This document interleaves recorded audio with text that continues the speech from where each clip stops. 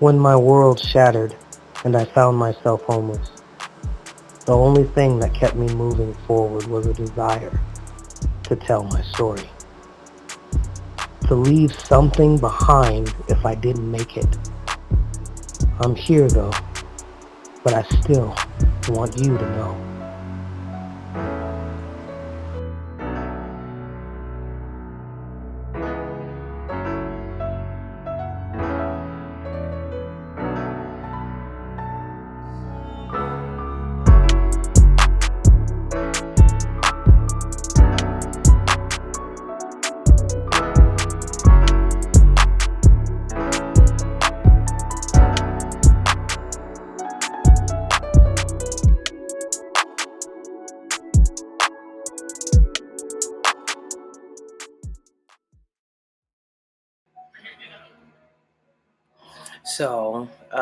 I met Tammy in the apartments, and her uh, roommate Mary Kay. They'd been living there forever. When it was called Hallmark, and before, and when it changed into Riverside. So we were staying in the apartment or in the motel, and I think I had like a couple weeks or something. I knew I didn't have enough at all, and because I think at that time it was like $400 and something dollars. So I think I ended up having to take out a couple payday loans or whatever, a payday loan to extend, because I really didn't know. I mean, my whole entire life just ended, absolutely ended, and there were no resources. I was calling 211, anything,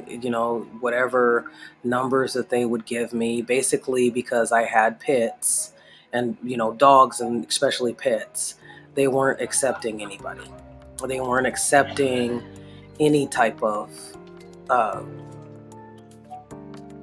pets. I mean, they changed the law, I mean, I had bought online the emotional support form or whatever, and they wanted you to actually go to a doctor. And even though I had medical, I never knew who my doctor was because they were always changing. I just went to the free clinic and accepted my insurance. So was talking to her, and because she had stored my stuff, what I could salvage. I still left a lot of things there. Took what was the most important to me, put the futon over there, and didn't get some things, like my hard drives. I had a lot of camera equipment, video equipment, my external hard drives. I did end up taking my computer and stashing it over there. It's in the storage now, but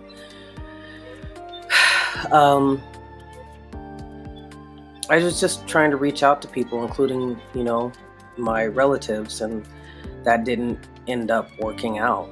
It was just not something that I could do, or that nobody wanted to help me.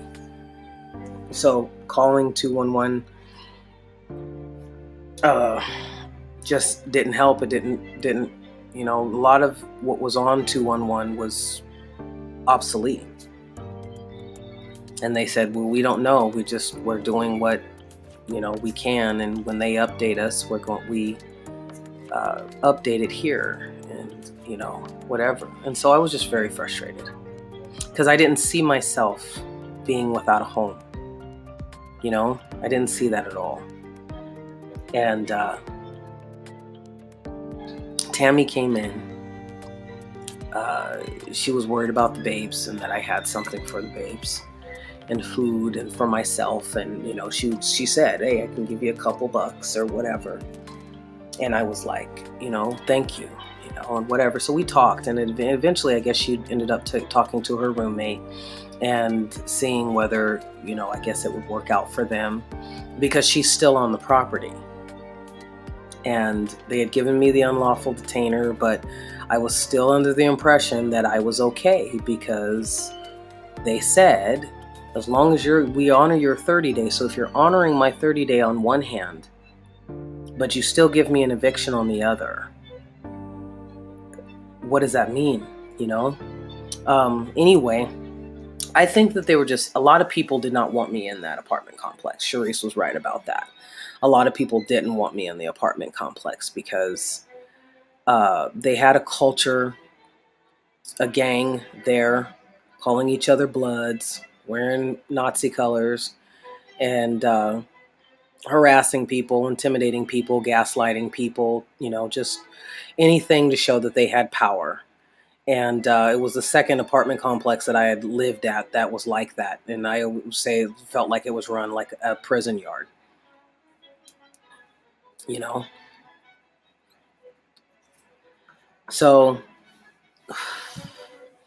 it's money's ran out, and here's Tammy. Tammy was a bubbly, kind of road runner is what comes to mind when I think about her. Curly, kind of poodleish hair, dishwater blonde, uh, top heavy but bird legs, and she would just be a walking.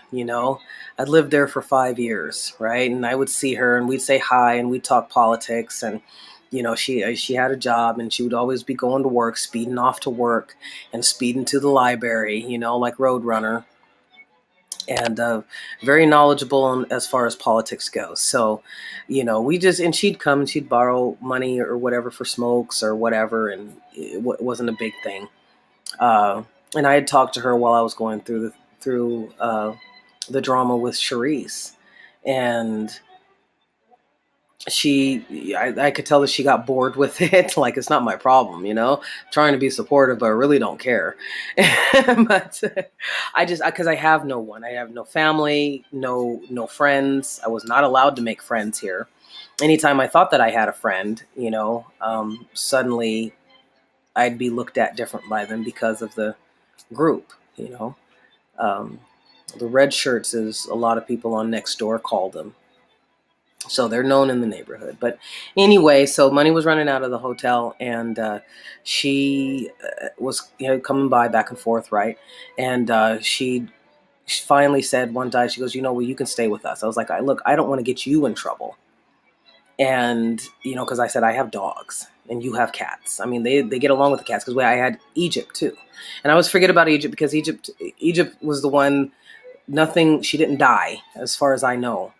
She just was like, I can't live like this. And I'd already had her for 8 years. I watched her come into this world. I helped her, took her mom in with another female cat who had already been fixed, and she hadn't been fixed. And just, she was, so anyway, I saw Egypt coming into the world, but Egypt ended up leaving eventually. But so I had Egypt, and that was fine, but she just didn't get along with other cats. She's, being a Leo, she was mine, and that was it. She didn't like prosperity. She didn't like Hazel. She tolerated everybody, because it's like, okay, she basically just kept to herself.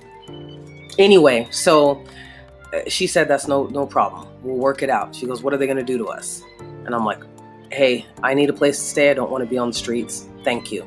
She goes, also, I can get you a job at where I work. And I'm like, okay, I'll do it. And she was working at DNC fundraising place. Cold calls to people. Well, I don't remember if it was what the cold calls are. I'm not sure what the cold calls are. But basically we called donors, because I ended up getting hired. So this was towards the end of February. And well, no, it was the beginning, first 2 weeks of February. So I moved in with her, relaxed for a bit, tried to get my mind right. My stuff was already over there, so she gave me her room, because she slept outside not outside, but she slept on the couch, and Mary Kay and she said she was fine with it, and whatever.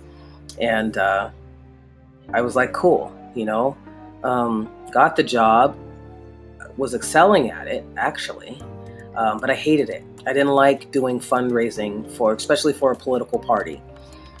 Because what I had seen, I was not really caring too much for the Democrats at that time, or any party really. I was just like, this is all screwed up. You guys aren't doing anything.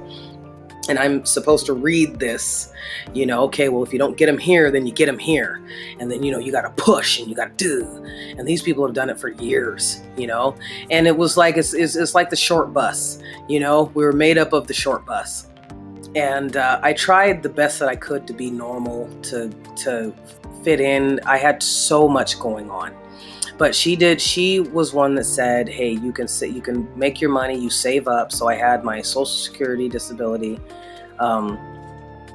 money coming in. And then I had, the 2 paychecks a month coming in. And I just saved because I bought my own food.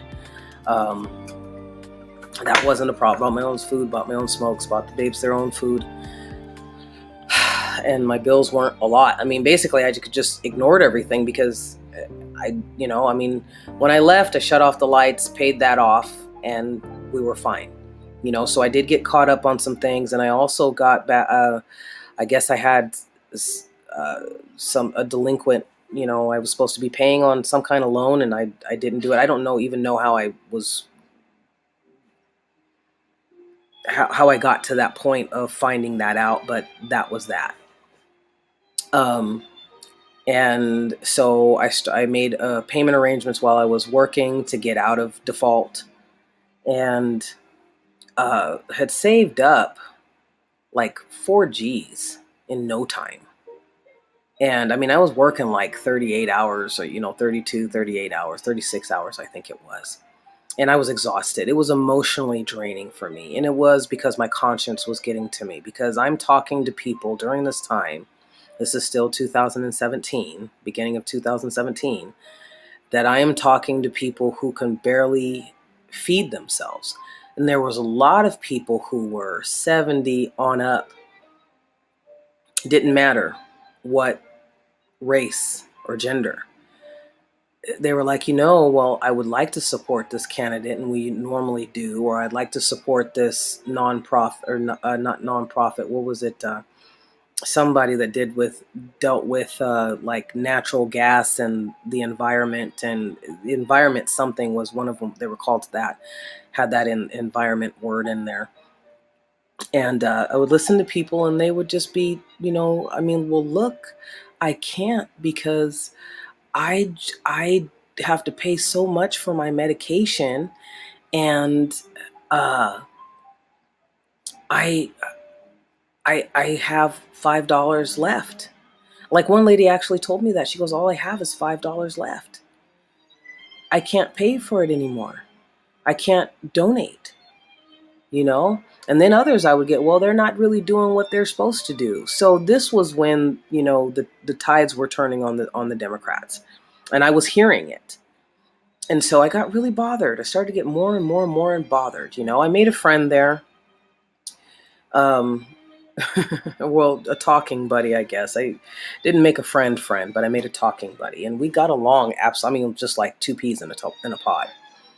And her boyfriend was working there, and then he was messing up, and I guess he had some mental issues or whatever. But whatever. And so living with them wasn't too bad. It wasn't too bad. We took a lift together. And I'd get the lift, and she'd spot me for it somehow. She'd pay me back for it somehow, and Tammy would, and it was fine, And I was still searching for places, still trying to figure out what's going on. During this whole entire time, I'm emailing them, asking them when I can get the rest of my stuff, because now that I have the money, I can go get a storage. And I can put the rest of my stuff in storage. First, they said that I had to talk to the Charisse who was still living in the apartment free. They had to turn the electric back on for her because I turned it off. So she's still living there, rent-free, electric, hot water, everything. I've been gone. And, I'd done so they were giving me notices about things that I'm like, I'm homeless. How am I going to, what am I going to do? How am I going to pay for this? Or what are you accusing me of doing now? I even got a notice that they were going to come in and inspect my apartment, my old apartment. I'm not there. I'm not there. So what are you giving me the notice for? It really bugged me that they kept treating me like I was still living there when I wasn't.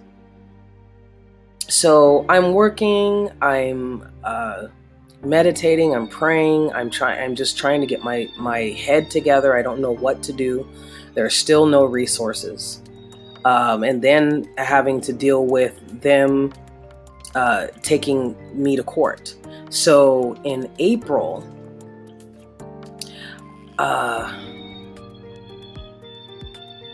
something told me that I needed to check on something. It was just, my spirit was like, something's wrong. Something's very wrong. So I end up going to the Carol Miller Justice Center.